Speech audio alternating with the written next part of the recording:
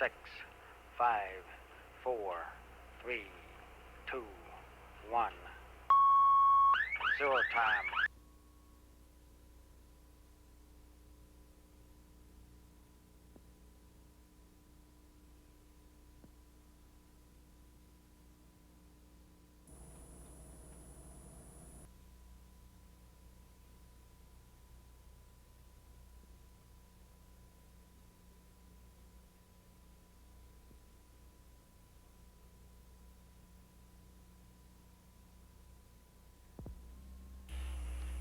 Ten, 9, 8, 7, 6, 5, 4, 3, 2, 1.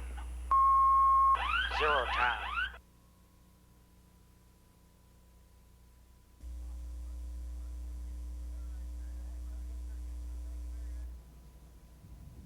Ten seconds to collapse.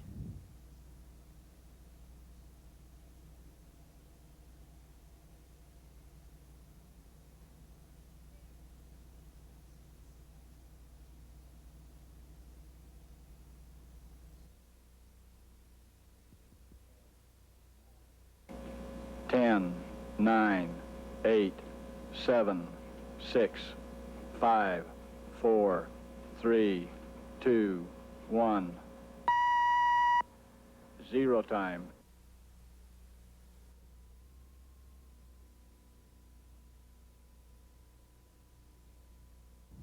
Ten seconds to collapse.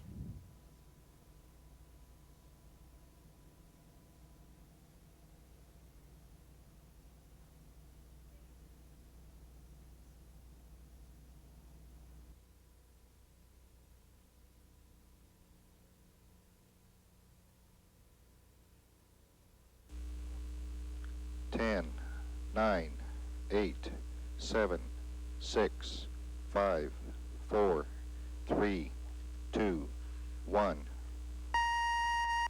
0 time.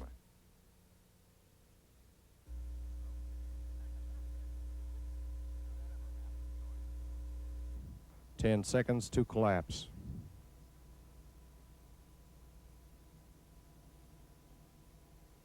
On July 26th, Phase 1 of Big Papa was ready. All bombs of the 250,000-pound donor would be primed and detonated simultaneously.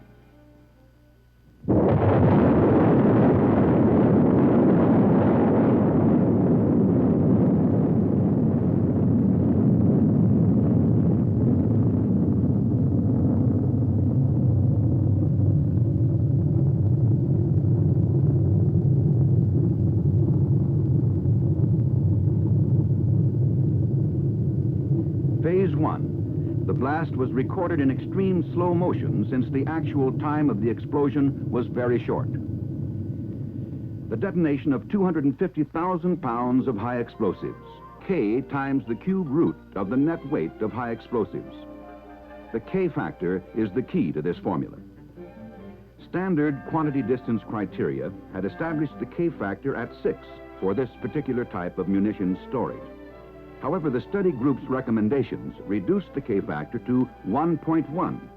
Here, 70 feet represents a K factor of 1.1 for 250,000 pounds of high explosives. Stack A2 is closer to the donor. It was placed at a distance of 58 feet 6 inches, or a K factor of 0.9. Acceptor A4 was 158 feet from the donor, a K factor distance of 2.5. Acceptor A5 was placed 158 feet from acceptor A1, a potential donor. Stack A5 was placed on the ground. All other acceptors and the donor were on reinforced concrete pads. This then was the configuration of Big Papa, Phase 1. A 250,000-pound donor would be detonated, and its results on the acceptors would be observed. All references to weights refer only to the net weight of high explosives within the bomb and do not include the weight of the bomb cases. It was... Yeah. It'll work this time. You ever heard the adage, keep your tender dry?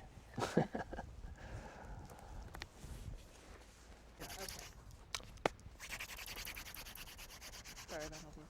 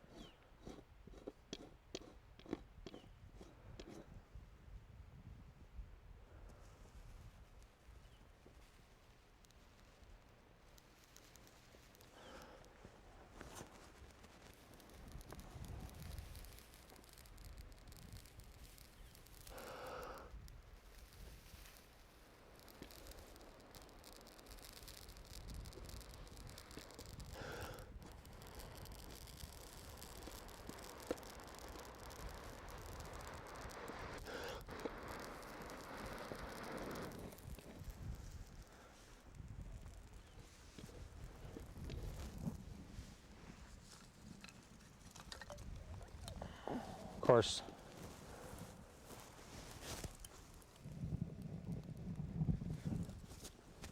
once you get the tinder to flame, it's usually pretty easy to start a fire with it, because it's like a pretty gigantic match. And it's so deep because... Oh, the pit, well, it'll fill up as we're using it with charcoal and ash. And I'm starting the fire right now in order to dry the pit out, because it's been very rainy here in January. And I'm starting this fire by friction with the hand drill kit, which is what was traditionally used in California,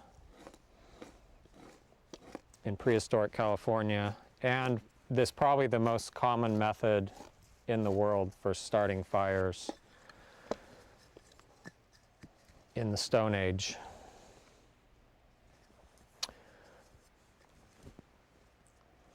So what this is just a bundle of fine tinder. This is the fluff from cattail seed heads, and this is just some dry shredded bark.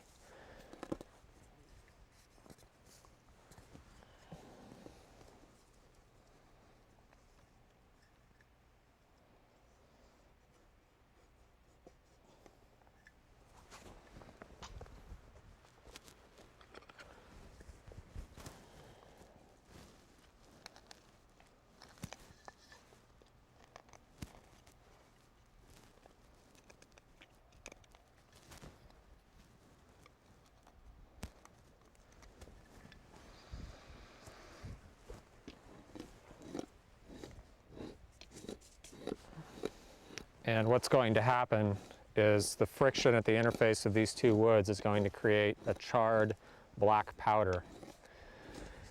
And that powder is going to eventually reach a high enough temperature to ignite, and it will form a burning ember.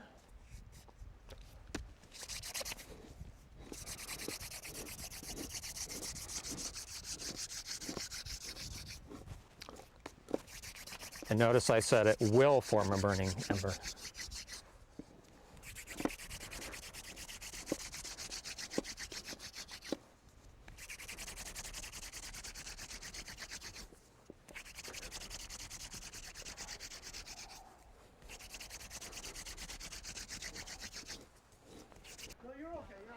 Oh, okay. I thought something else was shadowing.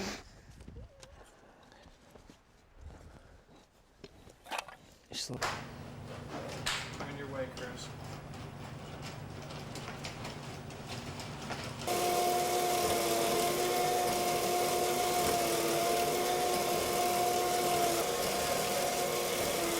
Okay.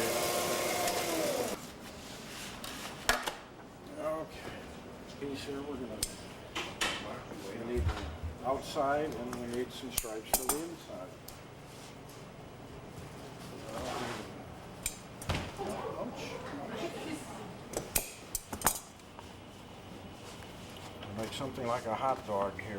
Now we have one stripe.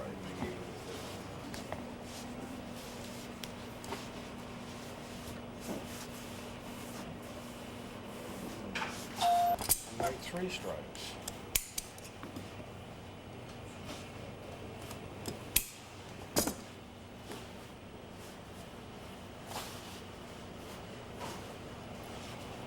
Something else.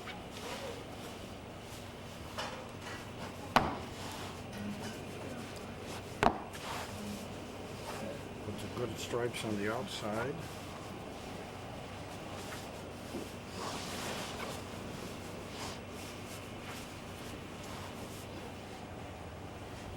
Put down here.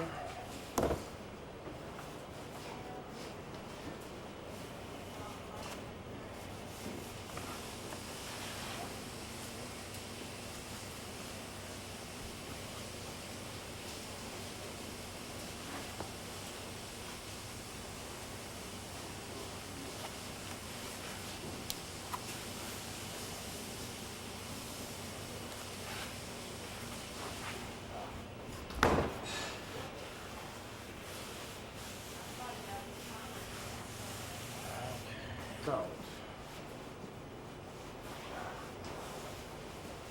it isn't very pretty. Now I'm going to say it again. First little bit isn't very pretty. I'm going to draw it out and start making the ribbons.